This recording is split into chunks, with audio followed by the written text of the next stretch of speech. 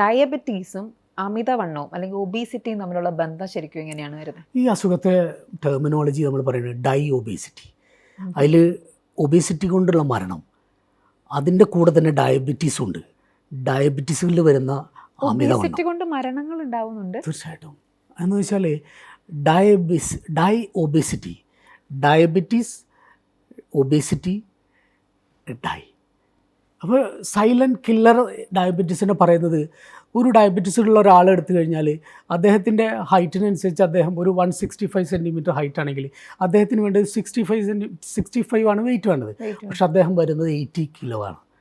അപ്പോൾ ഈ 80 കിലോ ഉള്ള ഒരാൾക്ക് കൂടെ പ്രഷറുണ്ട്, കൂടെ കൊളസ്ട്രോൾ ഉണ്ട്, ഡയബറ്റീസ് ഉണ്ട്, ഫാറ്റ് ലിവർ ഉണ്ട്, ഉറക്കത്തിൽ സ്നോറിങ്, കൂർക്കമലിയുണ്ട്, മുട്ടുവേദനയുണ്ട്, യൂറിക് ആസിഡ് ഉണ്ട്.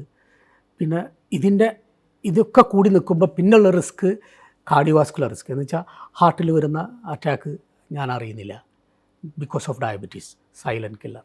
സ്ട്രോക്കിൻ്റെ സാധ്യത വളരെ കൂടുതൽ ഞാൻ അറിയുന്നില്ല. ഇതിൻ്റെ ഒക്കെ പുറമെ ഏറ്റവും കൂടുതൽ ക്യാൻസേഴ്സ് കണ്ടുവരുന്നത് കൺട്രോളില്ലാത്ത ഡയബറ്റീസ് ഉള്ള ആളുകൾക്കാണ്.